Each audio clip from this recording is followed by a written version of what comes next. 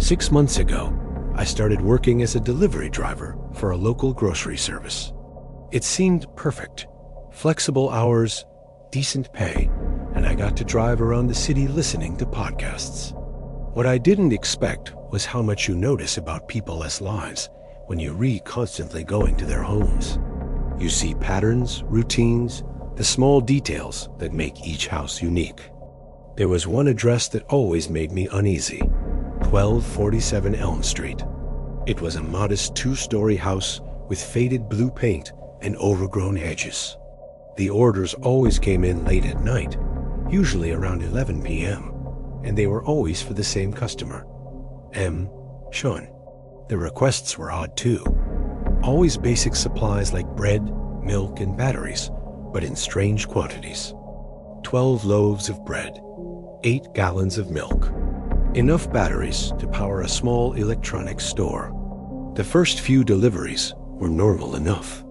I'd pull up, carry the bags to the front porch, ring the doorbell, and leave them as requested. Contactless delivery. I never saw Chun, but I'd always hear movement inside once I rang the bell.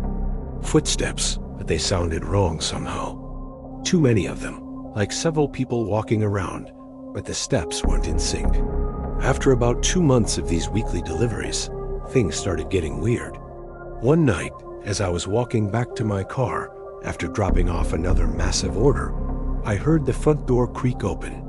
I turned around expecting to see M. Chun, maybe finally getting a face to put with the name.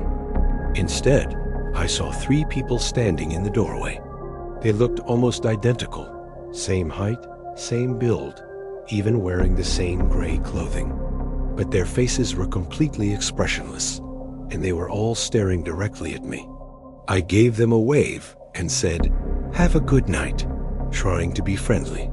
None of them responded. They didn't even blink. They just watched me get in my car and drive away. I could see them in my rearview mirror, still standing there like statues until I turned the corner. The next week, the order was even larger than usual.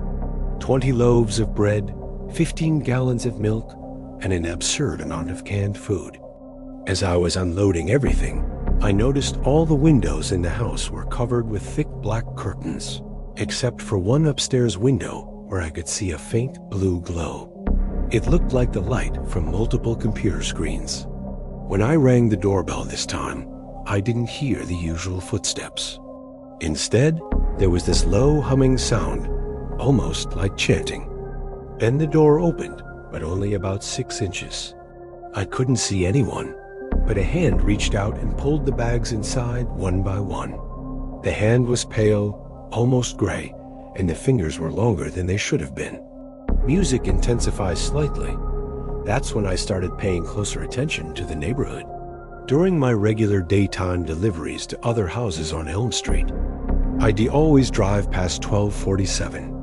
The house looked completely abandoned during the day.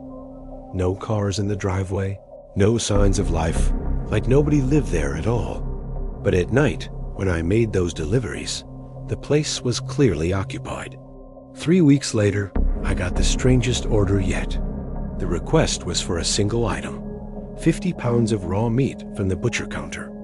The delivery instructions were different too. Instead of leaving it on the porch, I was supposed to bring it around to the back door. I almost didn't take the job. Something felt very wrong about it. But curiosity got the better of me, and frankly, the tip was too good to pass up. $200 for a single delivery. When I arrived at 1247 Elm Street that night, the house was darker than usual. Even the blue glow from the upstairs window was gone. I grabbed the heavy cooler bag and walked around to the back of the house. The backyard was a mess. Dead grass, scattered furniture, and what looked like holes dug randomly throughout the lawn. The back door was already open, just a crack, with that same pale hand waiting. But this time, as I handed over the bag, I heard something that made my blood run cold. From inside the house came the sound of chewing. Not one person eating, but multiple people, all chewing in unison, like they were synchronized. I backed away slowly, trying not to make any noise. But as I reached my car, I looked up at the house one more time. Every window was now glowing with that blue light, and I could see silhouettes moving around inside. But they weren't moving like normal people. They were all moving in perfect coordination, like a choreographed dance. I stopped taking deliveries to that address after that night. I told my supervisor that I had car trouble in that neighborhood and couldn't safely deliver there anymore. For 2 months, everything went back to normal. But last week, I got a new delivery request. Different address this time, 1249 Elm Street, right next door. The customer name was M. Davis. The order? 50 loaves of bread, 30 gallons of milk, and enough batteries to power a small town. As I write this, I'm sitting in my car outside the house. I can see 1247 Elm Street from here, and it looks abandoned again. But 1249 is glowing with that familiar blue light, and I can hear that same synchronized chewing sound drifting across the yard. I think whatever was in the first house has moved, and I think they're still hungry. The delivery is sitting in my passenger seat. I know I should just drive away, report the address as inaccessible, and never come back to this street again. But I can see that pale hand reaching out from the barely open door, waiting. I guess I should finish the job.